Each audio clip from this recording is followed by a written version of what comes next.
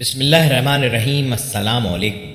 ہم اقرار کرتے ہیں کہ تمام تعریفوں کا مالک اللہ رب العزت ہے، جو تمام جہانوں کا خالق، مالک و رازق ہے، اور کروڑوں درود و سلام بجائے تخلیق کائنات جان رحمت حضرت محمد مصطفیٰ صلی اللہ علیہ وآلہ وسلم پر۔ اللہ پاک آپ سب کو ہمیشہ اپنے کرم کے سائے میں رکھے۔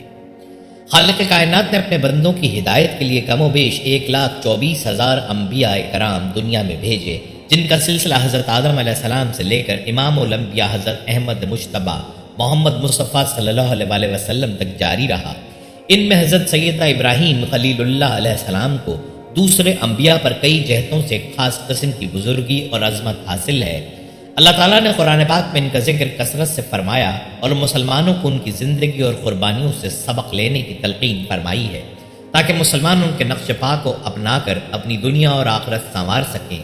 لہٰذا ناظرین، آج کی اس ویڈیو میں ہم حضرت ابراہیم علیہ السلام کے بارے میں تفصیل سے بات کریں گے۔ آپ کو بتائیں گے کہ آپ علیہ السلام کا نام و نسب کیا تھا، دین حق کی تبلیغ کے لیے کس طرح آپ نے تکلیفیں اٹھائیں، آپ کو جب آگ میں ڈالا گیا تو اللہ پاک نے کس طرح وہ آگ آپ کے لیے گلزار بنا دی۔ آپ علیہ السلام کی عظیم الشان قربانی کا تذکرہ بھی کریں گے۔ اس کے علاوہ آپ علیہ السلام کی شان میں آقائے دو جہاں صلی اللہ علیہ وآلہ وسلم کی کچھ احادیث مبارکہ بھی آپ کو سنائیں گے۔ ویڈیو کو آخر تک دیکھیے گا۔ ناظرین، آپ کا نام ابراہیم لقب خلیل اللہ اور کنیت ابو الفیضان یعنی بہت بڑے مہمان نواز ہے۔ آپ کا سلسلہ نسب اس طرح بیان کیا جاتا ہے: ابراہیم بن طارق بن ناخور بن سارو بن رعو ابن طاطا بن عابر بن صالح بن ارفقشن بن سام بن نوح۔ تفسیر حقانی کے مطابق، ایک روایت کے مطابق آپ طوفان نوح کے 1709 سال بعد پیدا ہوئے اور حضرت عیسیٰ علیہ السلام سے تقریباً 2300 سال قبل شہر بابل کے قریب قصبہ کونی میں آپ کی ولادت ہوئی۔ تفسیر خزائن العرفان کے مطابق آپ امواس کے علاقے مقام سوس میں پیدا ہوئے۔ ناظرین، حضرت ابراہیم اللہ کے جلیل القدر اور مقرب ترین پیغمبروں میں سے ایک ہیں، جنہیں خلیل اللہ یعنی اللہ کے دوست کے خطاب سے نوازا گیا۔ حضرت نوح علیہ السلام کے بعد آپ وہ پہلے نبی ہیں جنہیں اللہ تعالیٰ نے توحید کی دعوت پھیلانے کے لیے مبعوث فرمایا۔ حضرت ابراہیم نے عراق، مصر، شام، فلسطین سے لے کر عرب کی صحرائی وادیوں تک توحید کی دعوت عام کی۔ پھر اپنے مشن کی تکمیل کے لیے سرزمین عرب میں اپنے بڑے بیٹے حضرت اسماعیل علیہ السلام، شام و فلسطین میں دوسرے بیٹے حضرت اسحاق علیہ السلام اور مشرقی اردن میں اپنے بھتیجے حضرت لوط علیہ السلام کو مقرر فرمایا۔ اللہ تعالیٰ نے قرآن کریم میں 69 مقامات پر حضرت ابراہیم کا ذکر کیا ہے۔ حضرت ابراہیم علیہ السلام کے آباء و اجداد عرب سے ہجرت کر کے بابل میں آباد ہو گئے تھے، وہیں آپ کی ولادت ہوئی۔ آپ کے والد کا نام طارق تھا، لیکن آزر کے نام سے مشہور ہوئے۔ حضرت ابراہیم کی پیدائش کے وقت آزر کی عمر 75 سال تھی۔ حضرت ابراہیم کے علاوہ آزر کے 2 بیٹے اور تھے، ایک کا نام ناحور اور دوسرے کا حاران تھا۔ حاران کا انتقال آزر کی زندگی ہی میں ہو گیا تھا۔ حاران کا ایک بیٹا تھا جس کا نام لوط تھا۔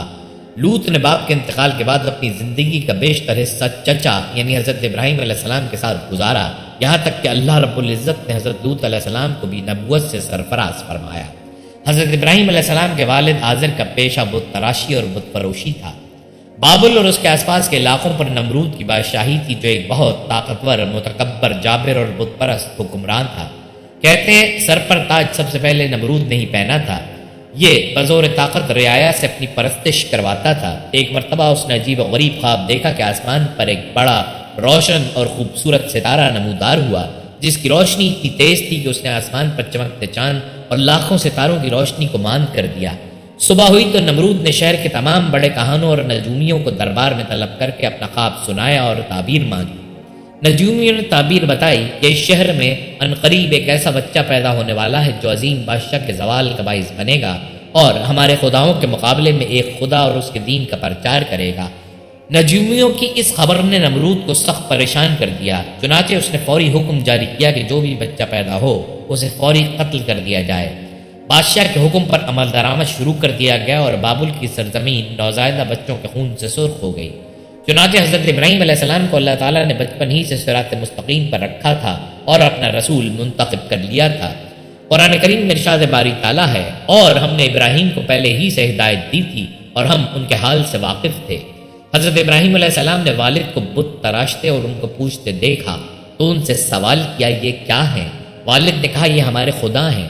حضرت ابراہیم نے تعجب سے کہا، یہ کیسے خدا ہیں کہ جن کو آپ پتھر کے ٹکڑوں سے تراش رہے ہیں؟ ایک دن والد نے انہیں ایک ٹوکرے میں بہت سے بت رکھ کر دیے کہ انہیں بازار جا کر بیچاؤ۔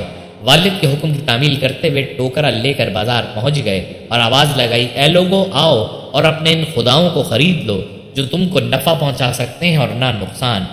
لوگ جمع ہوتے، اپنے خداؤں کے بارے میں حضرت ابراہیم کی گفتگو کو تعجب سے سنتے اور آگے بڑھ جاتے۔ بازار جانے کا یہ سلسلہ کئی دن تک جاری رہا۔ جب ایک بت بھی نہ بکا بلکہ لوگوں نے حضرت ابراہیم کی شکایتوں کے انبار لگا دیے تو آزر نے انہیں بازار بھیجنا بند کر دیا۔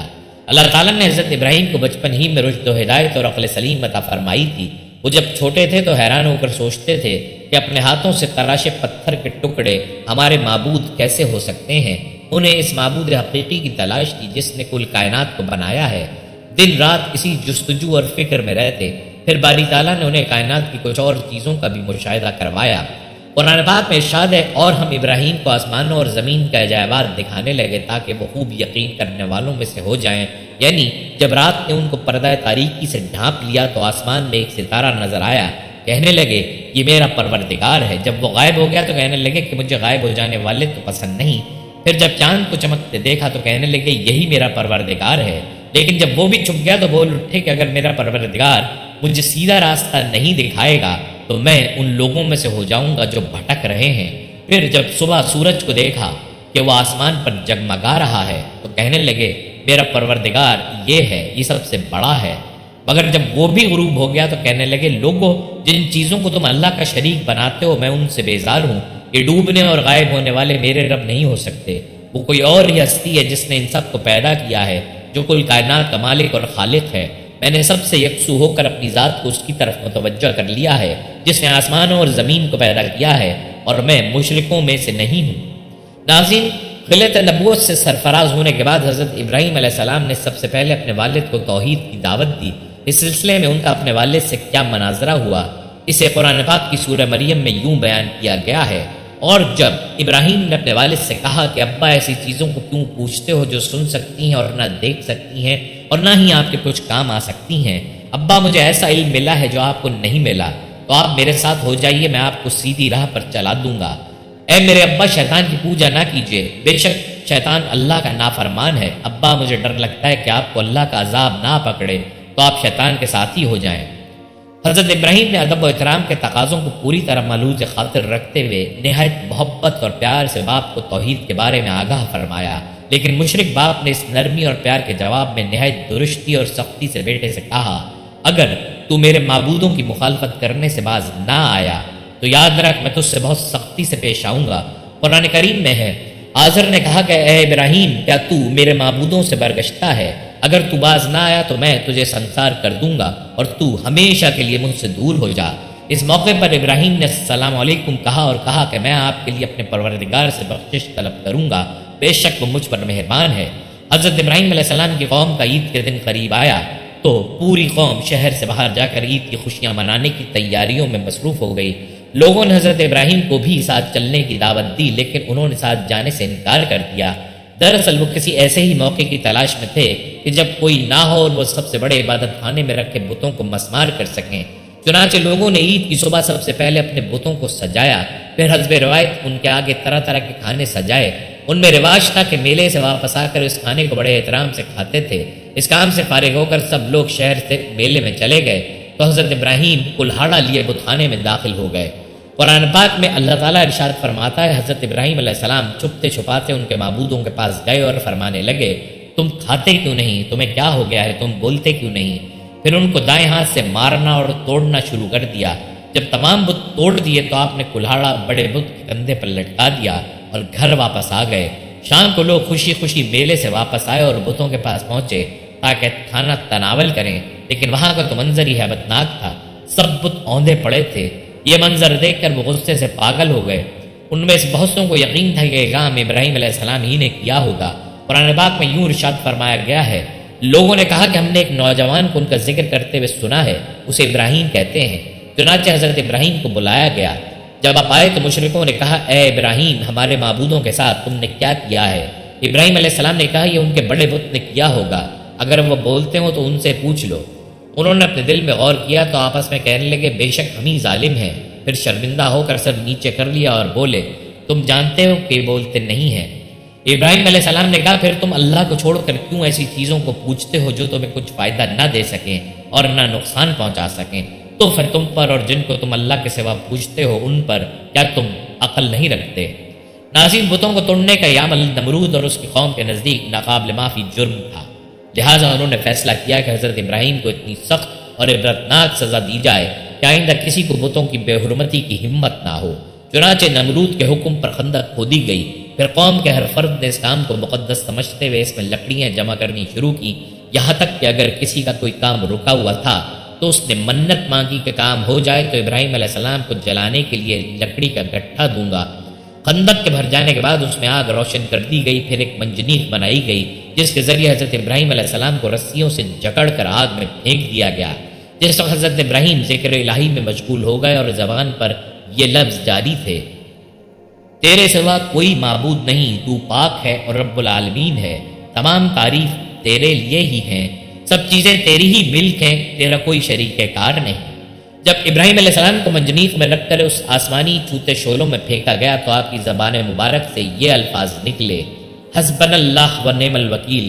اللہ تعالیٰ نے آپ پر آگ کو ٹھنڈا فرما دیا، نتیجتاً آگ آپ کو کچھ نقصان نہ پہنچا سکی۔ جب آپ صحیح سالم آگ سے نکل آئے تو ان کافروں نے آپ کو مجبور کیا کہ آپ ہجرت کر جائیں۔ اللہ کے خلیل نے اللہ کی رضا اور ایمان کے تحفظ کے لیے ہجرت کرنا ہی مناسب سمجھا۔ حضرت ابن عباس اور سعید بن جبیر سے مروی ہے کہ اس وقت بارش والا فرشتہ اضطراب اور پریشانی کے عالم میں کہہ رہا تھا کہ کب مجھے حکم ملے اور بارش برساؤں، لیکن اللہ کا حکم بلا واسطے کے زیادہ تیز تھا، یعنی اللہ نے خود ہی آگ کو حکم فرما دیا۔ آگ گل و گلزار بن گئی۔ قرآن کریم میں ارشاد باری تعالیٰ ہے ہم نے کہا اے آگ ابراہیم پر ٹھنڈی اور سلامتی والی ہو جا۔ مروی ہے کہ حضرت جبرائیل علیہ السلام حضرت ابراہیم علیہ السلام کے ساتھ تھے اور آپ کی جبین اتھر یعنی پیشانی سے پسینہ پہنچ رہے تھے اور اس پسینے کے علاوہ انہیں اور کوئی تکلیف نہیں پہنچی۔ حضرت ابو ہریرہ سے مروی ہے کہ حضرت ابراہیم کے والد کے کہے ہوئے کلمات میں سب سے اچھے کلمات وہ ہیں جو اس نے اپنے بیٹے کو آگ کے اندر دیکھ کر کہے تھے، اے ابراہیم تیرا پروردگار بہترین پروردگار ہے۔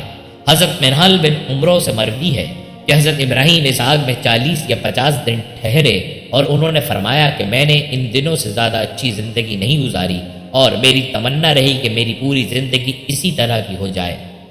حضرت ام شریک سے مروی ہے کہ رسول اللہ صلی اللہ علیہ وسلم نے چھپکلی کے مارنے کا حکم دیا اور فرمایا کہ یہ ابراہیم علیہ السلام پر جلنے والی آگ کو پھونک مار رہی تھی۔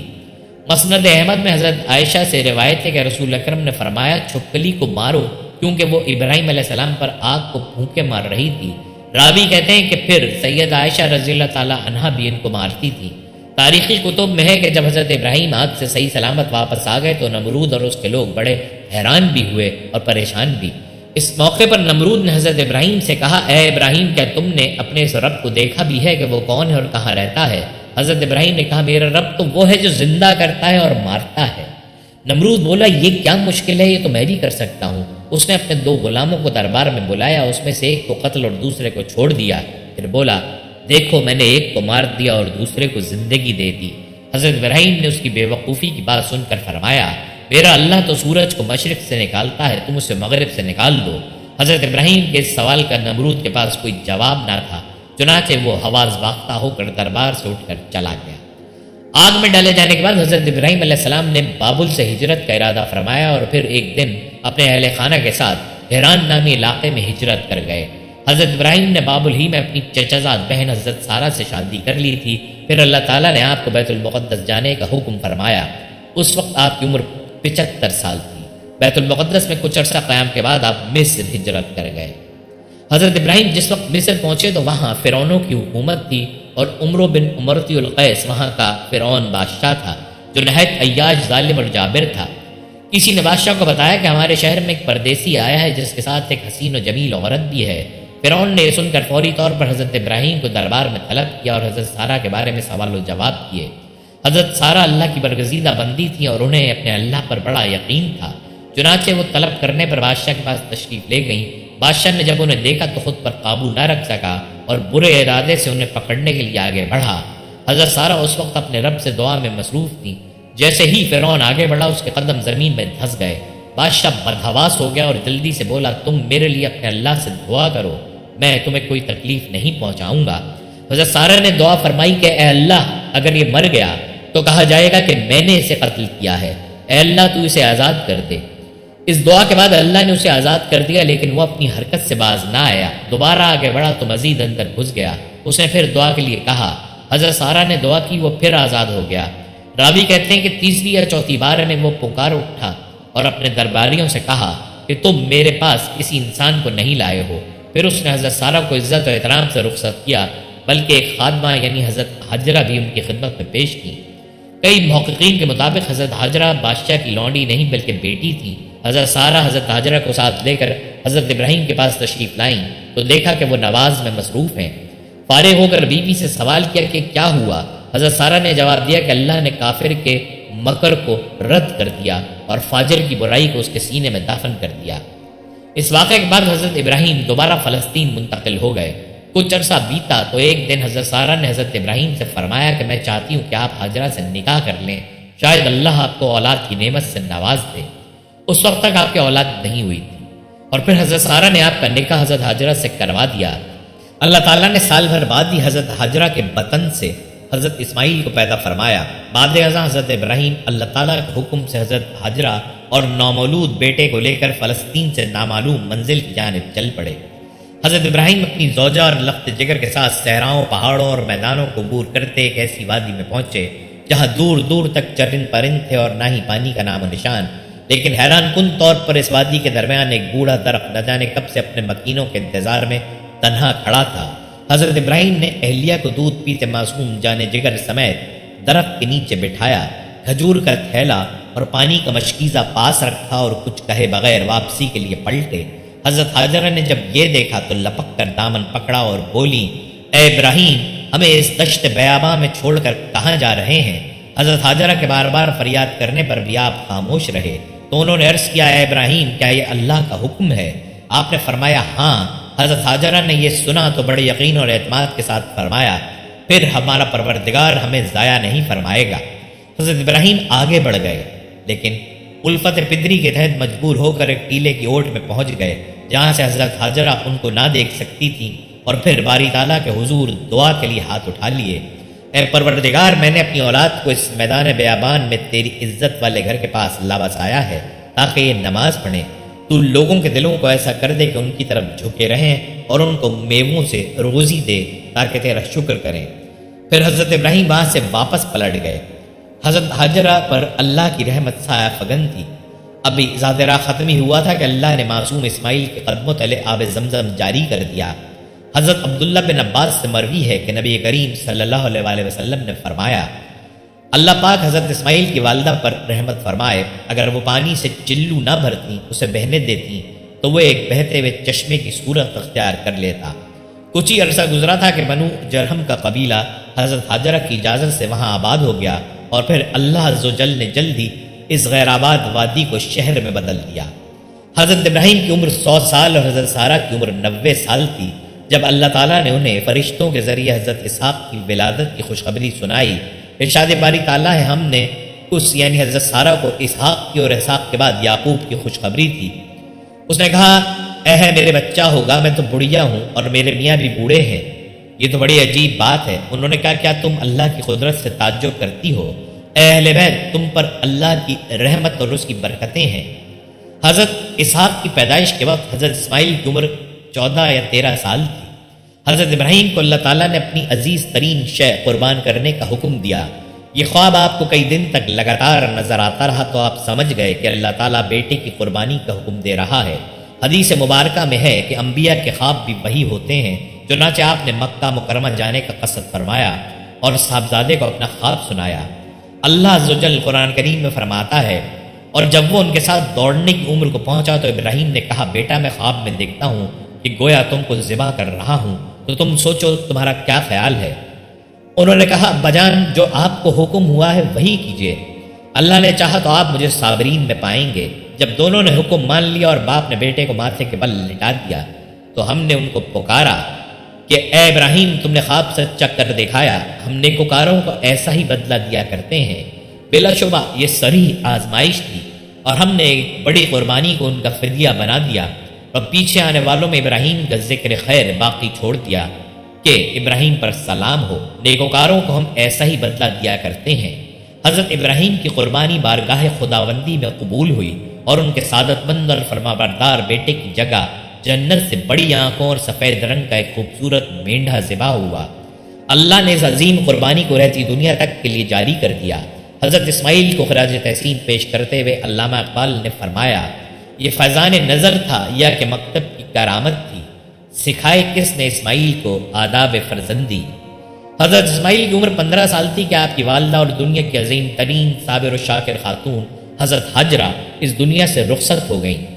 حضرت اسماعیل کو والدہ سے بچھڑنے کا بڑا غم تھا، بلکہ پورا قبیلہ سوگ میں ڈوبا ہوا تھا۔ بنو جرہم کے لوگوں نے حضرت حجرہ کو آب زمزم کے چشمے کے قریب ہی دفن کر دیا۔ اب حضرت اسماعیل اکیلے رہ گئے تھے، چنانچہ قبیلے کے لوگوں نے آپ کی شادی امارہ نامی خاتون سے کر دی۔ ادھر حضرت ابراہیم کو اہلیہ اور صاحبزادے کی یاد ستائی تو مکہ مکرمہ تشریف لے آئے۔ صاحبزادے کے گھر کا دروازہ کھٹکھٹایا۔ حضرت اسماعیل گھر پر نہ تھے۔ ان کی اہلیہ کی سرد مہری اور نامناسب رویے کی بنا پر گھر کی چوکھٹ تبدیل کرنے کا مشورہ دے کر چلے گئے۔ حضرت اسماعیل گھر آئے اور والد کا پیغام ملا تو اہلیہ کو طلاق دے دی۔ کچھ عرصے بعد حضرت ابراہیم پھر تشریف لائے۔ اس بار بھی حضرت اسماعیل گھر پر موجود نہ تھے۔ دروازہ کھٹکھٹایا تو اہلیہ نے دروازہ کھولا۔ یہ بنو جرہم کے سردار مزازز بن عمرو کی صاحبزادی تھی۔ انہوں نے حضرت ابراہیم کو نہایت عزت و احترام کے ساتھ گھر کے اندر بلایا، ان کی خاطر مدارت کی، ان کے ہر سوال کے جواب میں اللہ کا شکر ادا کیا۔ حضرت ابراہیم بہت خوش ہوئے اور فرمایا، اسماعیل آئے تو کہنا تیرے گھر کی چوکھٹ بہت اچھی ہے، اسے تبدیل نہ کرنا۔ اللہ تعالیٰ نے حضرت ابراہیم کو حکم دیا کہ میرے گھر کی تعمیر کرو، چنانچہ ایک بار پھر حضرت ابراہیم مکہ مکرمہ تشریف لائے۔ حضرت اسماعیل کو ساتھ لیا اور حضرت جبرائیل کی نشاندہی اور مدد سے بیت اللہ شریف کی تعمیر شروع کر دی۔ حضرت اسماعیل پتھر اور مٹی کا گارا دیتے جاتے تھے۔ قرآن پاک میں ہے کہ جب ابراہیم اور اسماعیل بیت اللہ کی بنیادیں اونچی کر رہے تھے تو دعا بھی کرتے جا رہے تھے کہ اے ہمارے پروردگار، ہم سے یہ خدمت قبول فرما، بے شک تو سننے والا اور جاننے والا ہے۔ جب دیواریں اونچی ہو گئیں تو انہیں مزید اونچا کرنے کے لیے حضرت اسماعیل حضرت جبرائیل کی نشاندہی پر ایک پتھر لے آئے، جس پر چڑھ کر حضرت ابراہیم کعبے کی دیواریں بلند کرنے لگے۔ یہ پتھر خودکار زینے کی طرح اوپر نیچے اور دائیں بائیں حرکت کرتا۔ جنت کے اس پتھر پر حضرت ابراہیم کے قدموں کے نشان آج بھی موجود ہیں۔ پہلے یہ پتھر ملتزم اور حجر اسود کے درمیان کعبہ شریف کی دیوار سے منسلک تھا، پھر حضرت عمر فاروق نے اپنے دور خلافت میں سے وہاں سے ہٹا کر موجودہ جگہ نصب فرمایا۔ کعبۃ اللہ کی تعمیر کے بعد حضرت جبرائیل کی نشاندہی پر حضرت اسماعیل جبل ابو قیس گئے، جس کی آغوش میں جنت کا ایک اور یاقوت حجر اسود محفوظ تھا۔ اسے حضرت ابراہیم نے کعبہ شریف کے جنوبی کونے میں نصب فرمایا۔ ترمذی شریف کی ایک حدیث ہے کہ رسول اللہ نے فرمایا، حجر اسود جنت سے آیا ہوا پتھر ہے، یہ دودھ سے زیادہ سفید تھا، بنی آدم کے گناہوں نے اسے سیاہ کر دیا۔ بیت اللہ شریف کی تعمیر سے فارغ ہونے کے بعد اللہ تعالیٰ نے حکم دیا، لوگوں میں حج کا اعلان کر دو۔ یہ اللہ تعالیٰ کی قدرت ہے کہ مکے کے ایک پہاڑ کی چوٹی سے بلند ہونے والی یہ صدائے دل نواز دنیا کے کونے کونے تک پہنچ گئی۔ کرۂ ارض و سما پر ہر زیرو نے اسے سنا۔ اللہ عز و جل نے حضرت ابراہیم خلیل اللہ کو دو عظیم فرزند عطا فرمائے اور دونوں کو نبوت سے سرفراز فرمایا۔ ایک حضرت اسماعیل جو حضرت حجرہ کے وطن سے پیدا ہوئے اور دوسرے حضرت اسحاق جو حضرت سارہ کے وطن سے پیدا ہوئے۔ حضرت اسماعیل کی نسل سے عرب کے تمام قبائل وجود میں آئے۔ آپ کی اولاد میں سے امام الانبیاء قائد و جہاں خاتم النبیین حضرت محمد مصطفیٰ صلی اللہ علیہ وسلم دنیا میں رونق افروز ہوئے، جبکہ حضرت اسحاق سے حضرت یعقوب پیدا ہوئے، جنہیں اسرائیل بھی کہا جاتا ہے، اور اسی لیے ان کی نسل کو بنی اسرائیل کہتے ہیں۔ بنی اسرائیل میں سے جو انبیاء دنیا میں مبعوث ہوئے ان کی تعداد بہت زیادہ ہے، تاہم بنی اسرائیل میں نبوت کا سلسلہ حضرت عیسیٰ پر ختم ہوا۔ ناظرین، یہاں پر نمرود کی موت کا حال بھی سنتے جائیں۔ روایت میں ہے کہ اللہ نے متکبر اور جابر نمرود اور اس کے لشکر کو تباہ و برباد کرنے کے لیے مچھروں کے غول کو بھیجا۔ زہریلے مچھروں کے ایک بڑے لشکر نے نمرود کی فوج پر حملہ کر دیا اور انہیں بے جان ہڈیوں کے ڈھانچوں میں تبدیل کر دیا۔ انہی میں سے ایک مچھر بادشاہ نمرود کی ناک کے اندر گھس گیا اور اسے عذاب الہی کا مزہ چکھاتا رہا۔ نمرود جب تکلیف کی شدت سے بہت زیادہ تڑپتا تو اس کے مغرور سر پر جوتوں کی بارش کی جاتی۔ سر پر جوتے پڑنے سے مچھر کچھ دیر کے لیے رکتا، جس کی وجہ سے تکلیف میں وقتی طور پر کمی آتی، لیکن کچھ ہی دیر بعد تکالیف میں پھر اضافہ ہو جاتا اور پھر ایک طویل مدت بعد وہی چھوٹا سا مچھر اس کے دنیا سے نیست و نابود ہونے کی وجہ بنا۔ یوں دنیا کے سب سے زیادہ طاقتور اور خدائی کے دعوے دار کی موت دنیا کی انتہائی حقیر اور کمزور چیز سے کروا کر اللہ تعالیٰ نے رہتی دنیا تک کے متکبر اور مغرور انسانوں کو سبق دے دیا کہ پروردگار کی فراہم کردہ نعمتوں پر غرور و تکبر کرنا، دوسروں کو حقیر سمجھنا اللہ کو سخت ناپسند ہے۔ حضرت ابراہیم کی اہلیہ حضرت سارہ کا انتقال 127 برس کی عمر میں ہوا۔ حضرت ابراہیم نے ان کی تدفین سرزمین کنعان کی بستی ہیبرون میں کی۔ انتقال کے وقت حضرت ابراہیم کی عمر کتابوں میں 175 سال تحریر ہے۔ اہل کتاب نے حضرت ابراہیم کے پاس ملک الموت کے آنے کے بہت سے قصے نقل کیے ہیں، جن کی تفصیل بہت طویل ہے اور ان میں بہت زیادہ تضاد بھی ہے۔ ایک قول کے مطابق آپ کی وفات اچانک ہوئی اور آپ کے دونوں پیغمبر بیٹوں حضرت اسماعیل اور حضرت اسحاق نے آپ کو اپنی والدہ حضرت سارہ کے پہلو میں بستی ہیبرون یعنی الخلیل میں دفن کیا۔ روایت میں ہے کہ حضرت ابراہیم خلیل اللہ، حضرت اسحاق، حضرت یعقوب اللہ کے تینوں نبیوں کی قبور مبارکہ اس عمارت میں ہیں، جسے حضرت سلیمان بن داؤد علیہ السلام نے تعمیر کروایا تھا۔ ناظرین، مفسرین نے لکھا ہے کہ سمندر کے کنارے ایک آدمی مرا ہوا پڑا تھا۔ سمندر کا پانی چونکہ چڑھتا اترتا رہتا ہے، چنانچہ جب پانی چڑھا تو مچھلیوں نے اس لاش کو کھایا، اور جب پانی اترا تو جنگل کے درندوں نے کھایا، اور جب درندے چلے گئے تو پرندوں نے کھایا۔ حضرت ابراہیم نے یہ ملاحظہ فرمایا تو آپ کو شوق ہوا کہ آپ ملاحظہ فرمائیں کہ مردے کس طرح زندہ کیے جائیں گے۔ چنانچہ آپ نے بارگاہ الہی میں عرض کیا، اے اللہ عز و جل، مجھے یقین ہے کہ تو مردوں کو زندہ فرمائے گا اور ان کے اجزاء دریائی جانوروں اور درندوں کے پیٹ اور پرندوں کے پوٹوں سے جمع فرمائے گا، لیکن میں یہ عجیب منظر دیکھنے کی آرزو رکھتا ہوں۔ مفسرین کا ایک قول یہ بھی ہے کہ جب اللہ تعالیٰ نے حضرت ابراہیم کو اپنا خلیل بنایا تو ملک الموت اللہ تعالیٰ کے اذن و اجازت سے آپ علیہ السلام کو یہ بشارت سنانے آئے۔ آپ نے بشارت سن کر اللہ تعالیٰ کی حمد کی اور ملک الموت سے فرمایا کہ اس خلت یعنی خلیل بنائے جانے کی نشانی کیا ہے؟ انہوں نے عرض کیا، دلیل یہ ہے کہ اللہ تعالیٰ آپ کی دعا قبول فرمائے گا اور آپ کے سوال پر مردے زندہ کرے گا۔ تب آپ نے یہ دعا کی کہ اے اللہ عز و جل، مجھے دیکھا کہ تو مردوں کو کس طرح زندہ کرتا ہے۔ اللہ تعالیٰ نے فرمایا، کیا تمہیں اس پر یقین نہیں؟ اللہ تعالیٰ عالم الغیب والشہادہ ہے، اسے حضرت ابراہیم علیہ السلام کے کمال ایمان و یقین کا علم ہے۔ اس کے باوجود یہ سوال فرمانا کہ کیا تجھے یقین نہیں، اس لیے ہے کہ سامعین کو سوال کا مقصد معلوم ہو جائے اور وہ جان لیں کہ یہ سوال کسی شک و شبہ کی بنیاد پر نہ تھا۔ چنانچہ حضرت ابراہیم نے عرض کی، یقین کیوں نہیں، لیکن میں چاہتا ہوں کہ یہ چیز آنکھوں سے دیکھوں تاکہ میرے دل کو قرار آ جائے، اور خلیل بنائی جانے والی صورت پر معنی یہ ہوں گے کہ اس علامت سے میرے دل کو تسکین ہو جائے کہ تو نے مجھے اپنا خلیل بنایا۔ حضرت ابراہیم علیہ السلام کی فرمائش پر حکم خداوندی ہوا کہ تم 4 پرندے لے لو اور انہیں اپنے ساتھ خوب مانوس کر لو، پھر انہیں ذبح کر کے ان کا قیمہ آپس میں ملا کر مختلف پہاڑوں پر رکھ دو اور پھر انہیں آواز دو، ان میں ہر ایک اپنی پہلی والی شکل و صورت میں بن کر تمہارے پاس آ جائے گا۔ چنانچہ حضرت ابراہیم علیہ السلام نے 4 پرندے لیے۔ ایک قول کے مطابق وہ مور، مرغ، کبوتر اور کوا تھے۔ آپ علیہ السلام نے انہیں بحکم الہی ذبح کیا، ان کے پر اکھاڑے اور قیمہ کر کے ان کے اجزاء باہم ملا دیے، اور اس مجموعے کے کئی حصے کر کے ایک ایک حصہ ایک ایک پہاڑ پر رکھ دیا اور سب کے سر اپنے پاس محفوظ رکھے۔ پھر ان پرندوں کو آواز دے کر بلایا۔ آپ علیہ السلام کے بلاتے ہی حکم الہی سے وہ اجزاء اڑے اور ہر جانور کے اجزاء علیحدہ علیحدہ ہو کر اپنی ترتیب سے جمع ہوئے اور پرندوں کی شکلیں بن کر اپنے پاؤں سے دوڑتے آپ کی خدمت میں حاضر ہو گئے اور اپنے اپنے سروں سے مل کر بعینی ہی پہلے کی طرح مکمل ہو گئے۔ سبحان اللہ۔ حضرت ابراہیم علیہ السلام کے اس واقعے سے کئی چیزیں معلوم ہوتی ہیں۔ اللہ تعالیٰ انبیاء کرام صلاۃ والسلام کی دعائیں قبول فرماتا ہے۔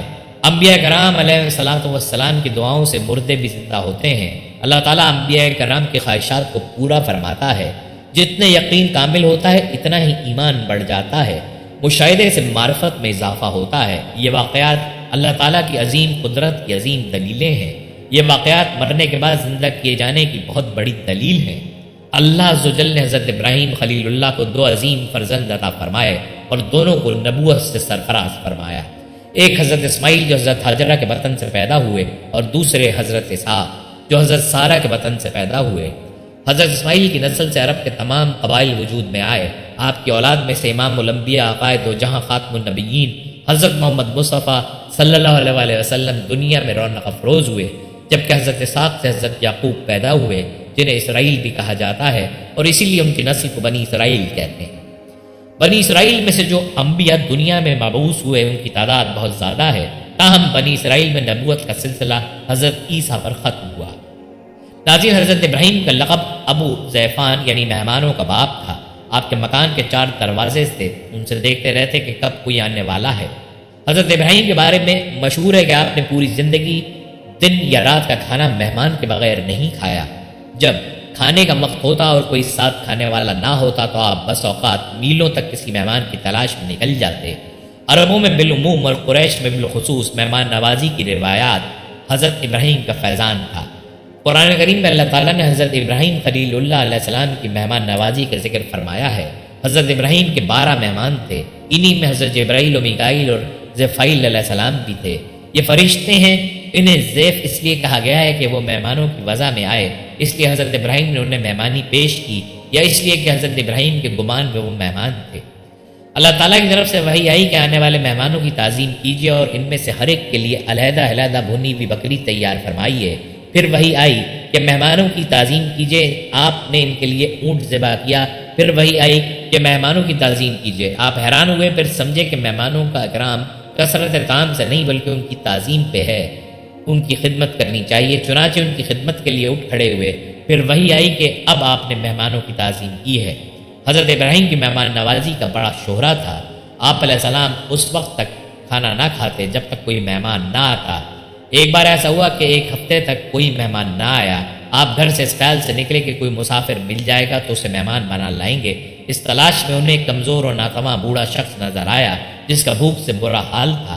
حضرت ابراہیم اسے گھر لے آئے اور دسترخوان پر بڑی عزت اور احترام سے بٹھایا۔ کھانا شروع ہوا تو مسلمانوں کے دستور کے مطابق مہمان نے بسم اللہ نہ کہا۔ پیغمبر خدا حیران ہوئے اور اس مہمان سے وجہ پوچھی کہ اس نے عمر رسیدہ ہونے کے باوجود بسم اللہ کہہ کر کھانے کا آغاز کیوں نہیں کیا؟ بوڑھے مہمان نے جواب دیا، اے ابراہیم، میں نے ایسا اس لیے نہیں کیا کیونکہ میں مسلمان نہیں ہوں، میں تو آتش پرست ہوں۔ حضرت ابراہیم نے سنا تو انہیں دکھ ہوا کہ ایسے شخص کو وہ مہمان بنا کر لائے جو مسلمان نہیں ہے۔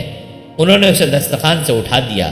اسی وقت وحی نازل ہوئی کہ اے ابراہیم، ہمیں بات خوب معلوم ہے کہ یہ شخص ہماری جگہ آگ کو معبود جانتا ہے اور اسی کی پرستش کرتا ہے، مگر اس کے باوجود ہم نے تو اسے پچھلے 100 سال سے رزق دیا ہے، اور ایک تو ہے کہ اسے ایک وقت تک کھانا نہ دے سکا۔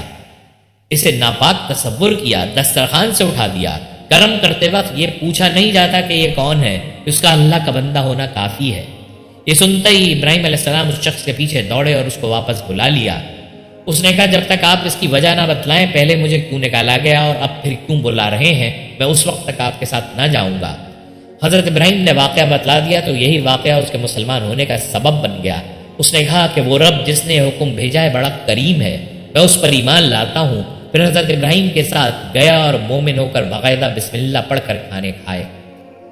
ناظرین، اللہ تعالیٰ ہر دور میں اپنے محبوب بندوں کو آزمائشوں میں ڈالتا رہا ہے، بالخصوص انبیاء کرام طرح طرح کی آزمائشوں سے گزرے ہیں۔ ان میں حضرت ابراہیم کئی بار مشکل ترین آزمائشوں سے دوچار ہوئے اور اللہ کے فضل و کرم سے ہر مرتبہ کامیاب و کامران رہے۔ اللہ تعالیٰ نے حضرت ابراہیم علیہ السلام کی بہت سی باتوں میں آزمائش کی۔ جتنی باتوں میں آزمایا گیا انہوں نے وہ ساری باتیں پوری کر دیں۔ ان میں سے ایک آزمائش یہ بھی ہے، حضرت ابراہیم علیہ السلام اپنے وطن سے نکلے جبکہ ان کا اصل وطن عراق تھا۔ عراق میں ایک جگہ بابل ہے جو نمرودوں کا پایا تخت تھا۔ نمرود ان کے بادشاہوں کا ٹائٹل تھا، جیسے مصر کے بادشاہوں کا ٹائٹل پرانے وقتوں میں فرعون تھا۔ کئی فرعون ہو گزرے ہیں لیکن انہیں فرعین مصر کہتے ہیں۔ اسی طرح نمرود تھا، اس کے پاس بابل کی بادشاہت تھی۔ انسان کی معلوم تاریخ بابل سے شروع ہوتی ہے۔ اللہ تعالیٰ نے حضرت ابراہیم کا اگلا امتحان اس وقت لیا جب انہیں آگ میں پھینکا گیا۔ وہ ایسی آگ تھی کہ اگر اس کے قریب بھی انسانی جسم آئے تو سلامت نہ بچے۔ حضرت ابراہیم آگ میں کود گئے۔ اللہ کا امر تھا، اللہ تعالیٰ نے آگ کو فرمایا، اے آگ تو ابراہیم پر ٹھنڈی اور سراپا سلامتی ہو جا۔ ہمارے ابراہیم علیہ السلام پر ٹھنڈی ہو جا تاکہ تو جلا نہ سکے، سلامتی والی ہو جا، اتنی ٹھنڈی نہ ہو جا کہ ٹھٹرنے ہی لگ جائیں، ایسی ٹھنڈی ہو کہ انہیں سکون اور حفاظت بھی ہو۔ فرشتے نے حضرت ابراہیم سے کہا کہ آپ حکم دیں تو میں آگ بجھا دوں۔ فرمایا، پھر آزمائش کیسی؟ میرے حکم سے تو بجھا ڈالو، لیکن اللہ کی جو آزمائش ہے وہ کیسے پوری ہوگی؟ فرمایا، جلنے دو، پھر اس میں کامیاب ہو گئے۔ اس کے بعد حضرت ابراہیم علیہ السلام بابل سے سیریا میں آئے۔ سیریا میں ایک جگہ حلب ہے، اسی سے حلیب ہے، اس کا تعلق دودھ سے ہے۔ آپ کے پاس بکریوں کی بہت بڑی تعداد تھی، بکریوں کا دودھ دو کر مہمانوں کو پلاتے تھے، اسی وجہ سے اس شہر کا نام حلب پڑ گیا۔ دودھ والا شہر۔ اس شہر کے بانی حضرت ابراہیم علیہ السلام تھے۔ حلب میں ایک پتھر بھی موجود ہے جس پر حضرت ابراہیم کے قدم مبارک کے نشان لگے ہوئے ہیں۔ اس پتھر کے بارے میں تاریخی طور پر تصدیق نہیں کر سکتے، مگر جو مصدقہ قرآن کی تصدیق سے ہے وہ مقام ابراہیم ہے جو کعبۃ اللہ میں ہے۔ پھر بیت المقدس چلے گئے، وہاں چند میل کے فاصلے پر ایک جگہ الخلیل ہے، وہیں پر آپ کی وفات ہوئی، آپ کا مزار بھی وہاں پر ہے۔ بس پیدائش بابل کے علاقے عراق میں اور وفات و مزار فلسطین میں ہے۔ اس کا پرانا نام کنعان تھا۔ ہجرت بڑی آزمائش ہوتی ہے جس میں آپ پورے اترے۔ آپ علیہ السلام کی پہلی زوجہ حضرت ہاجرہ سلام اللہ علیہا تھیں، ان سے حضرت اسماعیل علیہ السلام تھے، اور حضرت سائرہ سلام اللہ علیہا سے اسحاق علیہ السلام تھے۔ اللہ کا امر ہوا کہ اپنی زوجہ اور اپنے بیٹے دونوں کو ہجرت کروا دیں۔ یہ آزمائش تھی، لیکن آزمائش کے پیچھے ایک راز الہی کار فرما تھا۔ آپ علیہ السلام اپنی زوجہ اور بیٹے کو مکے کی ایک وادی میں بے آب و گیا ریگستان میں چھوڑ آئے، جہاں نہ آبادی، نہ پانی، نہ مخلوق، بلکہ خشک پہاڑ تھے۔ پھر کبھی کبھی ان کے جوان ہونے تک سال میں ایک مرتبہ جا کر مل آتے۔ حضرت اسماعیل علیہ السلام معصوم بچہ تھے۔ حضرت ابراہیم علیہ السلام کو یہ بھی معلوم تھا کہ پیغمبر بھی بننے والا ہے، اور پیغمبر بھی وہ جس کی نسل سے پیدا محمد مصطفیٰ صلی اللہ علیہ وسلم ہونے والے ہیں۔ جب پیغمبر کو آزمائش کا حکم دیا جاتا ہے تو اللہ تعالیٰ اس کو یہ بھی ودیت کر دیتا ہے کہ کیا ہونے والا ہے، اس میں بھی آپ پورے اترے۔ پھر بیٹے کی آزمائش آ گئی جو بڑی کڑی آزمائش تھی، سب آزمائشوں سے انتہا کی آزمائش تھی۔ ذبح کا حکم آ گیا، پوچھا اے بیٹے تیرا کیا حال ہے؟ عرض کیا ابا جان وہ کام فوراً کر ڈالیے جس کا آپ کو حکم دیا جا رہا ہے، اگر اللہ نے چاہا تو آپ مجھے صبر کرنے والوں میں سے پائیں گے۔ انہوں نے تو ذبح کر ڈالا، پھر اللہ پاک نے بدل کر فدیہ کر دیا، بس سنت ابراہیمی کے تحت دمبا ذبح ہو گیا۔ سنت ابراہیم کو سنت خلیل بنا دیا، اللہ کے دوست کی سنت۔ پیغمبر کا خواب وہی ہوتا ہے، جبکہ مومنوں کا خواب رہنمائی ہوتا ہے۔ حضرت ابراہیم علیہ السلام نے پوچھا اللہ کا حکم ہے، تیری کیا رائے ہے؟ حضرت اسماعیل نے یہ نہیں فرمایا میں صبر کروں گا، نہ صبر کی بات کی اور نہ صبر کی نسبت اپنی طرف کی، بلکہ زمرہ صابرین کا ذکر کیا جو صبر کرنے والے لوگ ہیں۔ صبر کرنے والوں کو یاد کیا، انشاءاللہ آپ مجھے صبر کرنے والوں میں پائیں گے۔ کتنا عاجزانہ اور مؤدبانہ جواب دیا، اس جواب میں ادب کا کمال ہے۔ انشاءاللہ کہا کہ آپ مجھے صبر کرنے والوں میں پائیں گے۔ اللہ پاک کا ارشاد ہے اے حبیب صلی اللہ علیہ وسلم وہ وقت یاد کریں، آپ صلی اللہ علیہ وسلم کی وساطت سے آپ کی امت وہ وقت یاد کرے جب اللہ پاک نے حضرت ابراہیم کو بہت سی باتوں میں آزمایا۔ جب وہ کامیاب ہو گئے تو اللہ رب العزت نے فرمایا اے ابراہیم ہم نے ٹیسٹ کر لیا، آپ تمام امتحانوں میں کامیاب ہو گئے، اب میں نے آپ کو امامت کے منصب پر فائز کرنے کا فیصلہ کر لیا ہے، کیونکہ اللہ تعالیٰ جب کوئی بڑا منصب عطا کرنا چاہتے ہیں تو آزمائش فرماتے ہیں۔ جب کامیابی ہوتی ہے تب اللہ کی نعمت پیشوائی نصیب ہوتی ہے۔ حضرت ابراہیم علیہ السلام نے عرض کیا مولا میری اولاد کو بھی امامت عطا کرے گا۔ اس سے پتہ چلا کہ امام و پیشوائی بڑی نعمت ہے اور اولاد کے لیے طلب کرنا سنت ابراہیمی ہے۔ جب اولاد کے لیے امام و پیشوائی مانگی تو صاف ظاہر ہے کہ پھر اہلیت بھی مانگی جا رہی ہے، پھر انہیں لائق بھی بنا۔ عرض کیا میری اولاد کو بھی امامت دے گا؟ فرمایا ہاں تیری اولاد کو بھی دوں گا، اس لیے کہ سب سے بڑے امام و پیشوا تیری اولاد میں آنے والے ہیں، لیکن میرا یہ وعدہ اور نعمت ظالموں کو نصیب نہیں ہوگی۔ روایت میں ہے کہ اللہ نے متکبر اور جابر نمرود اور اس کے لشکر کو تباہ و برباد کرنے کے لیے مچھروں کے گھول کو بھیجا۔ زہریلے مچھروں کے ایک بڑے لشکر نے نمرود کی فوج پر حملہ کر دیا اور انہیں بے جان ہڈیوں کے ڈھانچوں میں تبدیل کر دیا۔ انہی میں سے ایک مچھر بادشاہ نمرود کی ناک کے اندر گھس گیا اور اسے عذاب الہی کا مزہ چکھاتا رہا۔ نمرود جب تکلیف کی شدت سے بہت زیادہ تڑپتا تو اس کے مغرور سر پر جوتوں کی بارش کی جاتی۔ سر پر جوتے پڑنے سے مچھر کچھ دیر کے لیے رکتا، جس کی وجہ سے تکلیف میں وقتی طور پر کمی آتی، لیکن کچھ ہی دیر بعد تکالیف میں پھر اضافہ ہو جاتا اور پھر ایک طویل مدت بعد وہی چھوٹا سا مچھر اس کے دنیا سے نیست و نابود ہونے کی وجہ بنا۔ یوں دنیا کے سب سے زیادہ طاقتور اور خدائی کے دعوے دار کی موت دنیا کی انتہائی حقیر اور کمزور چیز سے کروا کر اللہ تعالیٰ نے رہتی دنیا تک کے متکبر اور مغرور انسانوں کو سبق دے دیا کہ پروردگار کی فراہم کردہ نعمتوں پر غرور و تکبر کرنا، دوسروں کو حقیر سمجھنا اللہ کو سخت ناپسند ہے۔ ناظرین یہاں آپ کو بتاتے چلیں کہ امامت دو طرح کی ہوتی ہے، ایک امامت روحانی ہے، دوسری امامت سیاسی ہے۔ سیاسی امامت اس کے معنی امام بمعنی حکومت و سلطنت ہے، وہ ظالموں کو بھی ملی۔ یزید غاصب حکمران بنا، بڑے بڑے فاسق و فاجر حکمران بھی آئے، بڑے بڑے خونخوار ظالم بھی حکمران بنے۔ یہاں جس امامت کا وعدہ ہو رہا ہے وہ امامت سلطنت نہیں بلکہ امامت ولایت ہے۔ امامت ولایت کبھی ظالموں کو نہیں جاتی، جبکہ امام سلطنت کبھی ظالموں کو جاتی ہے، کبھی نیک لوگوں کو جاتی ہے، وہ دونوں لوگوں کو جاتی ہے۔ اس میں عبدالعزیز جیسے بھی آئے ہیں، اورنگزیب جیسے بھی آئے ہیں، جو امامت حضرت ابراہیم علیہ السلام کی ذریت میں دینے کا وعدہ فرمایا وہ امامت ولایت ہے۔ مزید اللہ تعالیٰ حضرت ابراہیم علیہ السلام سے فرماتے ہیں، وہ دن بھی یاد کرو جب ہم نے اس گھر کو رجوع اور اجتماع کا مرکز بنایا تو باپ اور بیٹے نے مل کر کعبۃ اللہ تعمیر کیا۔ جب کعبۃ اللہ تعمیر کیا تھا تو کعبہ زمین پر ظاہراً موجود نہ تھا۔ جب بنیادیں کھودی گئیں تو یہ وہ جگہ تھی جہاں حضرت آدم علیہ السلام نے کعبہ تعمیر کیا تھا، مگر طوفان نوح علیہ السلام میں سب کچھ مٹ گیا۔ کعبہ دوبارہ تعمیر نہیں ہوا بلکہ انتظار میں رہا۔ پھر حضرت ابراہیم علیہ السلام نے تعمیر کردہ کعبے کی بنیادیں کھودیں اور کعبے کو لوگوں کے اجتماع کا مرکز بنایا۔ جس پتھر پر حضرت ابراہیم علیہ السلام کھڑے ہو کر کعبۃ اللہ تعمیر کر رہے تھے، جوں جوں تعمیر اوپر ہوتی تھی پتھر اوپر اٹھتا چلا جاتا تھا۔ باپ اور بیٹے نے کعبۃ اللہ تعمیر کیا۔ جب تعمیر کر چکے تو اسی پتھر پر کھڑے ہو کر ابراہیم علیہ السلام نے عرض کیا، باری تعالیٰ ہم نے کعبہ تعمیر کر دیا، ہمیں مزدوری دے دے۔ وہ ایک یہ کہ شہر کے پھل کبھی ختم نہ ہو، ہر مومن کو پھل اور رزق ملتا رہے۔ اللہ تعالیٰ نے کہا، ابراہیم تیری دعا قبول کی، جب میرے شہر کا رزق ہے صرف مومن ہی کیوں کھائے، غیر مومن آئے گا وہ بھی کھائے گا۔ یا اشارہ اس امر کی طرف تھا، ساری دنیا کھائے گی، شرق سے غرب تک پوری دنیا اس سے تھوڑا یا زیادہ کھائے گی۔ دوسری دعا کی، مولا جو تو نے امت مسلمہ بنانی ہے میری اولاد میں بنا دے۔ تیسری دعا یہ ہے کہ ہر کوئی حضرت آدم علیہ السلام سے بتاتا چلا آ رہا ہے تیرے محبوب نے آنا ہے، باری تعالیٰ میری آخری دعا یہ ہے کہ اس محبوب کو بھی میری اولاد میں پیدا فرما۔ اے ہمارے رب، انہی میں سے وہ آخری اور برگزیدہ رسول مبعوث فرما، اپنے محبوب کو بھی میری نسل سے پیدا کر۔ حضرت ابراہیم علیہ السلام نے حضور صلی اللہ علیہ وسلم کو اپنی نسل سے پیدا ہونا کیوں مانگا؟ وہ اس لیے مانگا کہ میں قیامت کے دن حضور صلی اللہ علیہ وسلم کا دادا کہلاؤں۔ ہر پیغمبر آ رہا ہوگا تو اس کی کوئی خاصیت ہوگی، پہچان ہوگی کہ یہ کون ہے، یہ فلاں نبی کے باپ ہیں، ہر کوئی کسی کی نسل سے ہوگا۔ جب حضور صلی اللہ علیہ وسلم آئیں گے تو کوئی پوچھے گا کہ یہ کون ہے، میں کہوں گا محمد کا دادا۔ دنیا جانے گی محمد کا دادا ہے۔ اللہ پاک نے فرمایا، ابراہیم تو نے یہاں کھڑے ہو کر 3 چیزیں مانگی، میں نے تجھے تینوں عطا کر دی۔ جب پتھر سے اترے تو پتھر پگھل چکا تھا۔ اس پتھر پر حضرت ابراہیم علیہ السلام کے دونوں قدموں کے نشان سخت تھے۔ باری تعالیٰ یہ کیا ہو گیا؟ پتھر پر میرے قدموں کے نشان جم گئے ہیں۔ عرض کیا، مولا یہ کیوں؟ اللہ تعالیٰ نے فرمایا، تو نے مجھ سے اس پتھر پر کھڑے ہو کر مجھ سے میرا محبوب مانگا ہے، میں نے تیرے قدموں کو سب کر کے تیری دعا کا نشان بنا دیا ہے، تاکہ قیامت تک دنیا کو یاد رہے کہ حضرت ابراہیم علیہ السلام کے قدم اس پتھر پر لگے ہیں جس پتھر پر کھڑے ہو کر مصطفیٰ صلی اللہ علیہ وسلم کو مانگا گیا تھا۔ جناب ابراہیم علیہ السلام جانے لگے تو اللہ تعالیٰ نے فرمایا، ابراہیم ادھر آؤ۔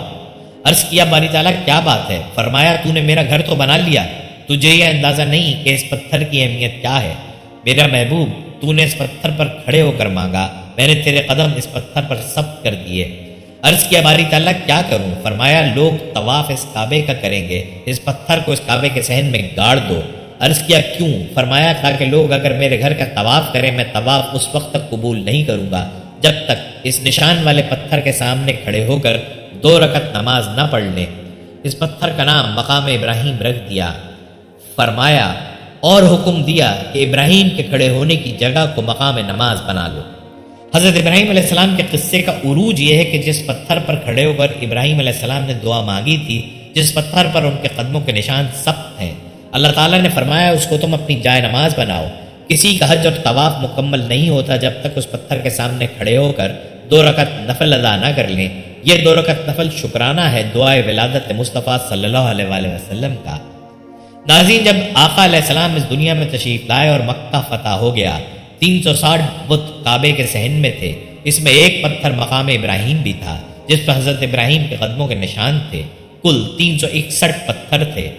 فرمایا، اب توحید کا راج ہوگا۔ توحید یہ ہے کہ میرے گھر کو اب سارے پتھروں سے پاک کر دو۔ 360 اٹھا کر پھینک دیے۔ جب اس پتھر کی باری آئی، فرمایا 360 پتھروں کو نکال پھینکنا توحید ہے، جبکہ اس پتھر کو برقرار رکھنا توحید ہے۔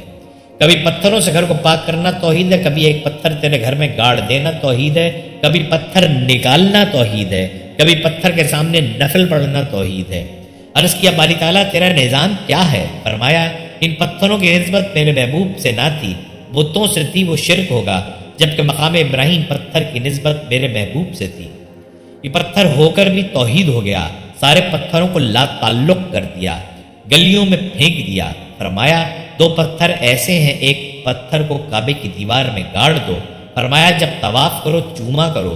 ایک پتھر حالت نماز میں سامنے رکھا جا رہا ہے کہ اس کے سامنے کھڑے ہو کر نفل ادا کرو۔ کئی پتھروں کو چومنا توحید ہے، کئی پتھروں کا احترام کرنا توحید ہے، کئی پتھروں کو اٹھا کر پھینک دینا توحید ہے۔ پتہ چلا توحید ایک طرح کی نہیں ہوتی، جو بغیر نسبت کے ہو ان کو نکال دینا توحید ہوتا ہے، نسبت والے ہو تو سینے سے لگا رکھنا توحید ہے۔ ناظرین، یہ تک کچھ تذکرہ حضرت ابراہیم علیہ السلام کا۔ اب آپ کو حضرت ابراہیم علیہ السلام کی شان میں کچھ احادیث مبارکہ سناتے چلیں۔ حضرت عبداللہ بن عباس رضی اللہ تعالیٰ عنہ بیان کرتے ہیں کہ ایک روز حضور نبی اکرم صلی اللہ علیہ وسلم نے خطبہ دیتے ہوئے فرمایا، اے لوگو، تم روز حشر اللہ تعالیٰ کی بارگاہ میں یوں حاضر کیے جاؤ گے کہ برہنہ پا، ننگے جسم اور بغیر ختنے کے ہوگے۔ پھر آپ صلی اللہ علیہ وسلم نے یہ آیت تلاوت فرمائی، جس طرح ہم نے کائنات کو پہلی بار پیدا کیا تھا، ہم اس کے ختم ہو جانے کے بعد اسی عمل تخلیق کو دہرائیں گے۔ پھر آپ صلی اللہ علیہ وسلم نے فرمایا، ساری مخلوق میں سب سے پہلے جنہیں لباس پہنایا جائے گا وہ حضرت ابراہیم علیہ السلام ہوں گے۔ یہ حدیث متفق علیہ ہے اور الفاظ امام بخاری کے ہیں۔ حضرت انس بن مالک رضی اللہ تعالیٰ عنہ بیان کرتے ہیں کہ ایک آدمی حضور نبی اکرم صلی اللہ علیہ وسلم کی خدمت اقدس میں حاضر ہوا اور عرض کیا، اے مخلوق میں سب سے زیادہ بہتر، آپ نے فرمایا وہ ابراہیم علیہ السلام ہے، یعنی یہ ان کا لقب ہے۔ اس حدیث کو امام مسلم، ابو داؤد، نسائی، احمد اور ابن ابی شیبہ نے روایت کیا ہے، اور ابن عساکر کی روایت میں ہے، ایک آدمی نے حضور نبی اکرم صلی اللہ علیہ وسلم کی خدمت میں عرض کیا، یا خیر الناس، اے لوگوں میں سب سے زیادہ بدتر۔ آپ صلی اللہ علیہ وسلم نے فرمایا وہ حضرت ابراہیم علیہ السلام ہیں، یعنی یہ ان کا لقب ہے۔ پھر اس آدمی نے عرض کیا، یا عبد الناس، یعنی اے سب لوگوں سے بڑھ کر عبادت گزار۔ آپ صلی اللہ علیہ وسلم نے فرمایا وہ حضرت داؤد علیہ السلام ہیں، یعنی یہ ان کا لقب ہے۔ ایک جگہ پر حضرت عبداللہ بن مسعود رضی اللہ تعالیٰ عنہ بیان کرتے ہیں کہ حضور نبی اکرم صلی اللہ علیہ وسلم نے فرمایا، بے شک ہر نبی کے انبیاء کرام میں سے دوست ہوتے ہیں، اور بے شک میرے دوست میرے والد اور میرے رب کے دوست ہیں۔ اور حاکم کی روایت میں ہے، بے شک میرے دوست اور میرے خلیل میرے والد حضرت ابراہیم علیہ السلام ہیں۔ پھر آپ صلی اللہ علیہ وسلم نے یہ آیت پڑھی، بے شک سب لوگوں سے بڑھ کر ابراہیم علیہ السلام کے قریب اور حقدار تو وہی لوگ ہیں جنہوں نے ان کے دین کی پیروی کی ہے، اور وہ یہی نبی اور ان پر ایمان لانے والے ہیں، اور اللہ ایمان والوں کا مددگار ہے۔ اس حدیث کو امام ترمذی، حاکم اور بزار نے روایت کیا ہے۔ نیز امام ترمذی نے فرمایا کہ اس حدیث کی سند صحیح ترین ہے، اور امام حاکم نے بھی فرمایا کہ یہ حدیث صحیح ہے۔ اسی طرح ایک اور جگہ پر حضرت عبداللہ بن عباس رضی اللہ تعالیٰ عنہ بیان کرتے ہیں کہ جب حضرت ابراہیم علیہ السلام نے بیت اللہ کی تعمیر مکمل کر لی تو اللہ تعالیٰ نے ان کی طرف وحی فرمائی کہ لوگوں میں حج کی ندا دیں۔ راوی بیان کرتے ہیں کہ حضرت ابراہیم علیہ السلام نے پکارا، جان لو بے شک تمہارے رب نے ایک گھر بنا دیا ہے اور تمہیں یہ حکم دیا ہے کہ تم اس کی زیارت یعنی حج کرو۔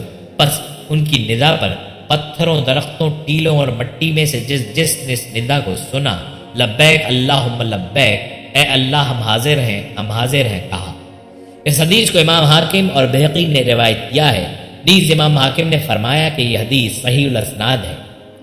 حضرت عبداللہ بن عباس رضی اللہ تعالیٰ عنہ بیان کرتے ہیں کہ اسلام کے 30 حصے ہیں، اور کوئی شخص ایسا نہیں جسے اس دین کے ذریعے آزمایا گیا اور وہ اس آزمائش پر پورا اترا ہو، سوائے حضرت ابراہیم علیہ السلام کے۔ اللہ تعالیٰ نے فرمایا، اور حضرت ابراہیم علیہ السلام جنہوں نے اللہ کے ہر امر کو بتمام و کمال پورا کیا، بس اسی وجہ سے اللہ تعالیٰ نے آپ کے لیے آج سے برات مقرر کر دی۔ حضرت سمرہ رضی اللہ تعالیٰ عنہ بیان کرتے ہیں کہ حضور نبی اکرم صلی اللہ علیہ وسلم نے فرمایا، بے شک انبیاء کرام علیہ السلام میں سے ہر 2 نبی دوسرے تمام لوگوں کے علاوہ روز قیامت آپس میں دوست ہوں گے۔ آپ صلی اللہ علیہ وسلم نے فرمایا، پس اس دن ان میں سے میرا دوست وہی ہوگا جو اللہ تعالیٰ کا بھی دوست ہے، یعنی حضرت ابراہیم علیہ السلام۔ حضرت ابو ہریرہ رضی اللہ تعالیٰ عنہ سے مروی ہے کہ حضور نبی اکرم صلی اللہ علیہ وسلم نے فرمایا، بے شک جنت میں موتیوں سے بنا ہوا ایک محل ہے جس میں نہ تو کوئی شگاف ہے اور نہ ہی کسی قسم کی کوئی کمزوری۔ اس گھر کو اللہ تعالیٰ نے اپنے دوست حضرت ابراہیم علیہ السلام کے لیے تیار کیا ہے۔ ناظرین، یہ تھی ہماری آج کی ویڈیو۔ امید کرتے ہیں کہ آپ کو ہماری آج کی یہ ویڈیو ضرور پسند آئی ہوگی۔ اگر آپ کو ہماری آج کی یہ ویڈیو پسند آئی ہے تو آپ سے گزارش کرتے ہیں کہ آپ ہمارے چینل کو ضرور سبسکرائب کر لیں اور ساتھ ہی لگے بیل کے بٹن کو بھی پریس کر لیں تاکہ آپ کے پاس ہماری آنے والی مزید معلوماتی ویڈیوز کا نوٹیفیکیشن بر وقت ملتا رہے۔ سبسکرائب کے ساتھ ساتھ ہماری ویڈیو کو لائک بھی کریں اور اپنی قیمتی رائے کا اظہار کمنٹس میں ضرور کریں۔ کمنٹس میں آپ اپنے سوالات بھی ہم تک پہنچا سکتے ہیں۔ اللہ تعالیٰ آپ کو اپنے حفظ و امان میں رکھے، آمین۔